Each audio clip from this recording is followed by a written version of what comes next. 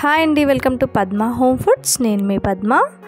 ఈరోజు మన ఛానల్లో పిల్లలైనా పెద్దవాళ్ళైనా చాలా ఇష్టంగా తినే కార్న్ రైస్ని ఏ విధంగా ప్రిపేర్ చేసుకోవాలో ఈరోజు వీడియోలో అయితే షేర్ చేస్తున్నానండి. చాలా టేస్టీగా ఉంటుంది. ఎప్పుడు మనం కర్రీ రైస్ తింటూ ఉంటాం కదా, ఎప్పుడైనా ఇంట్లో ఈ విధంగా స్పెషల్ చేసి పెడితే ఇంట్లో వాళ్ళంతా కూడా ఇష్టంగా తింటారు. ఈ కార్న్ రైస్ని చాలా సింపుల్గా ప్రిపేర్ చేసుకోవచ్చు. ముందుగా ఒక ప్యాన్ పెట్టుకొని అందులోకి ఒక 1 టేబుల్ స్పూన్ గీ వేసుకోండి. అలాగే 1 టేబుల్ స్పూన్ ఆయిల్ వేసుకొని ఆయిల్ హీట్ అయిన తర్వాత ఇందులోకి ఒక బగారా ఆకుని, అలాగే ఒక లవంగా, ఒక దాల్చిన చెక్క, అలాగే ఒక యాలకాయ వేసుకోండి. అలాగే పచ్చిమిరపకాయ ముక్కలు, అలాగే ఆనియన్ ముక్కల్ని కూడా వేసుకొని ఫ్రై చేసుకోండి. తర్వాత ఒక 1 టీ స్పూన్ జీలకర్ర కూడా వేసుకోండి. జీలకర్ర వేసుకోవడం వల్ల మంచి అరుగుదల అనేది ఉంటుంది. ఈ విధంగా ఇవన్నీ వేసుకొని ఫ్రై చేసుకుంటూ కరివేపాకు రెమ్మల్ని కూడా యాడ్ చేసుకొని ఫ్రై చేసుకోండి.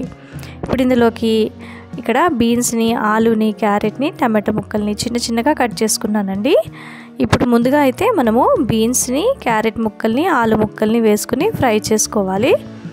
టమాటో వేస్తే మెత్తబడిపోతాయి కాబట్టి ఫస్ట్ ఇవన్నీ కూడా ఆయిల్లో ఫ్రై అయితే తొందరగా కుక్ అయిపోతాయి.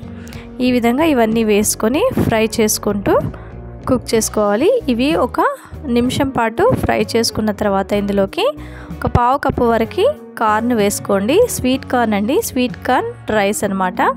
ఈ స్వీట్ కార్న్ వేసుకున్న తర్వాత ఒక 1/2 టీ స్పూన్ సాల్ట్ వేసుకున్నామంటే ఈ ఆలు, క్యారెట్, బీన్స్, అలాగే స్వీట్ కార్న్ చక్కగా ఫ్రై అయిపోతాయి, అలాగే మెత్తబడిపోతాయి. చాలా టేస్టీగా కూడా ఉంటాయి అన్నమాట. ఈ విధంగా ఒక 2 నిమిషాలు ఫ్రై చేసుకుంటూ కుక్ చేసుకోండి. తర్వాత ఇందులోకి ఒక పించ్ ఆఫ్ పెప్పర్ పౌడర్ని వేసుకోండి. ఇలా పెప్పర్ పౌడర్ వేసుకొని మొత్తం అంతా మిక్స్ చేసుకుంటూ కుక్ చేసుకోండి. ఈ విధంగా కలుపుకుంటూ కుక్ చేసుకున్నట్లయితే మాడిపోకుండా ఉంటుంది. ఇప్పుడు ఇందులోకి ఒక 1 teaspoon ginger garlic paste వేసుకొని పచ్చివాసన పోయే వరకు కూడా కుక్ చేసుకోండి. ముందుగానే వేస్తే అడుగు పట్టేస్తుందనేసి ఇలా వెజిటేబుల్స్ అన్నీ కొంచెం ఫ్రై అయిన తర్వాత వేస్తే బాగుంటుందని వేస్తున్నానండి. ఇలా కలుపుకుంటూనే వెజిటేబుల్స్ అన్నీ కూడా ఫ్రై చేసుకోవాలి. తర్వాత ఇందులోకి ముందుగా కట్ చేసి పెట్టుకున్న టమాటా ముక్కల్ని కూడా యాడ్ చేసుకొని ఈ టమాటా ముక్కలు కూడా కలిసే విధంగా కలుపుకుంటూ ఒక 2-3 నిమిషాల పాటు లో టు మీడియం ఫ్లేమ్లో కుక్ చేసుకోండి. తర్వాత మూత పెట్టుకొని ఒక 3 నిమిషాల పాటు సిమ్లో మగ్గించుకున్నారంటే వెజిటేబుల్స్ అన్నీ కూడా చక్కగా కుక్ అయిపోతాయండి. 3 నిమిషాల తర్వాత మూత తీస్తే చూడండి అన్ని వెజిటేబుల్స్ కూడా మగ్గిపోయి ఉంటాయి. ఆలు కూడా పర్ఫెక్ట్గా కుక్ అయిపోయింది. ఈ విధంగా మరొకసారి కలియబెట్టుకొని ఇందులోకి ఒక 1 టీ స్పూన్ చిల్లీ పౌడర్ని, అలాగే 1/2 టీ స్పూన్ గరం మసాలాని వేసుకున్నారంటే మన స్వీట్ కార్న్ రైస్కి మంచి టేస్ట్ అనేది వస్తుందండి. ఈ విధంగా ఇవన్నీ వేసుకున్న తర్వాత అన్నీ కలిసే విధంగా వెజిటేబుల్ ముక్కలకన్నిటికీ ఈ స్పైసెస్ పట్టే విధంగా కలుపుకుంటూ 1 నిమిషం పాటు కుక్ చేసుకోవాలి. ఈ విధంగా కుక్ చేసుకున్న తర్వాత ఇప్పుడు ఇందులోకి మనం ముందుగా కుక్ చేసి పెట్టుకున్న రైస్ని వేసుకోవాలి. ఇక్కడ నేను బాస్మతి రైస్తోనే స్వీట్ కార్న్ రైస్ని ప్రిపేర్ చేస్తున్నాను. ముందుగా కుక్ చేసుకొని రైస్ని యాడ్ చేసుకున్న తర్వాత రుచికి సరిపడా సాల్ట్ని కూడా వేసుకోండి. ఇప్పుడు మొత్తం వెజిటేబుల్స్, కార్న్ రైస్కి పట్టే విధంగా కిందికి పైకి కలియబెట్టుకుంటూ మొత్తం రైస్కి ఈ మిశ్రమాన్ని పట్టించండి. ఈ విధంగా కలియబెట్టుకుంటూ స్టవ్ని లో టు మీడియం ఫ్లేమ్లోనే పెట్టుకోవాలండి. ఎక్కువ మంట పైన పెడితే అడుగు భాగం అనేది మాడిపోతుంది. కాబట్టి ఈ విధంగా లో టు మీడియం ఫ్లేమ్లో పెట్టుకొని మొత్తం రైస్ అంతా కూడా కలియబెట్టుకుంటూ ఒక 2 నిమిషాలు ఆ విధంగా కలియబెట్టుకుంటూనే ఫ్రై చేసుకున్న తర్వాత స్టవ్ని సిమ్లోకి చేంజ్ చేసుకొని ఒక హాఫ్ లెమన్ని స్క్వీజ్ చేసుకోండి.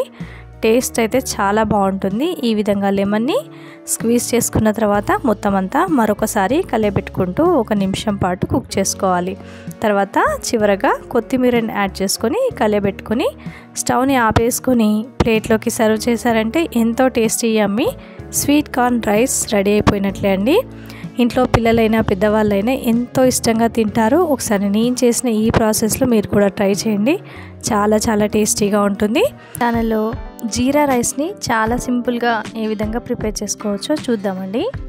ఈ జీరా రైస్కి కాంబినేషన్గా వెజ్ అయినా నాన్ వెజ్ అయినా చాలా బాగుంటుంది. మరి చాలా సింపుల్ మెథడ్లో ఈజీగా ఏ విధంగా ప్రిపేర్ చేసుకోవాలో చూద్దామండి.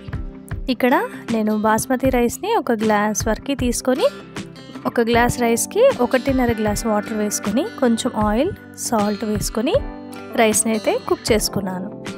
ఈ విధంగా కుక్ చేసుకున్న రైస్ని పొడి పొడిగా చేసుకుని పక్కన పెట్టుకోండి. ఇప్పుడు స్టవ్ ఆన్ చేసి మరొక బౌల్ పెట్టుకొని అందులోకి 1 టేబుల్ స్పూన్ గీని అలాగే 1 టేబుల్ స్పూన్ ఆయిల్ని వేసుకొని ఆయిల్ హీట్ అయిన తర్వాత 2 లవంగాలు, 2 దాల్చిన చెక్క, 2-3 యాలక్కాయలు, బగారా ఆకు అలాగే ఒక 4-5 పచ్చిమిర్చి వేసుకొని ఫ్రై చేసుకోండి. అలాగే పుదీనా రెమ్మలు కూడా వేసుకోండి. పుదీనా వేసుకోవడం వల్ల ఎక్స్ట్రా ఫ్లేవర్ అనేది యాడ్ అవుతుంది, చాలా టేస్టీగా ఉంటుంది. ఈ విధంగా ఇవన్నీ వేసిన తర్వాత ఇప్పుడు ఇందులోకి 3 టీ స్పూన్స్ వరకు జీలకర్రని యాడ్ చేసుకోండి. జీలకర్రని వేసుకున్న తర్వాత అన్నీ ఈవెన్గా ఫ్రై అయ్యే విధంగా ఫ్రై చేసుకోండి. మనం తీసుకున్న 1 గ్లాస్ రైస్కి 3 టీ స్పూన్స్ జీలకర్ర కరెక్ట్గా సరిపోతుందండి. ఈ విధంగా అన్నీ ఫ్రై చేసుకున్న తర్వాత ఇందులోకి కొన్ని జీడిపప్పు పలుకుల్ని కూడా వేసుకోండి. మనం తింటున్నప్పుడు అక్కడక్కడ జీడిపప్పు వస్తే చాలా బాగుంటుందండి, అందుకోసమని వేసాను. ఇది ఆప్షనల్ మాత్రమే. ఈ విధంగా జీడిపప్పు వేసుకొని అన్నీ ఈవెన్గా ఫ్రై చేసుకున్న తర్వాత ఒక 1 టీ స్పూన్ జింజర్ గార్లిక్ పేస్ట్ని కూడా వేసుకోండి. ఈ విధంగా జింజర్ గార్లిక్ పేస్ట్ వేసుకొని పచ్చివాసన పోయే వరకు ఫ్రై చేసుకోండి. ఈ విధంగా ఫ్రై చేసుకున్న తర్వాత ఒక చిటికెడు గరం మసాలాని వేసుకోండి. ఇక్కడ గరం మసాలా వేసుకున్న క్లిప్పింగ్ అనేది మిస్ అయిందండి. ఇలా వేసుకున్న తర్వాత మొత్తం ఫ్రై చేసుకున్న తర్వాత ఇప్పుడు పొడి పొడిగా చేసి పక్కన పెట్టుకున్న రైస్ని ఈ మిశ్రమంలోకి యాడ్ చేసుకొని అంతా కూడా మిక్స్ చేసుకోవాలి.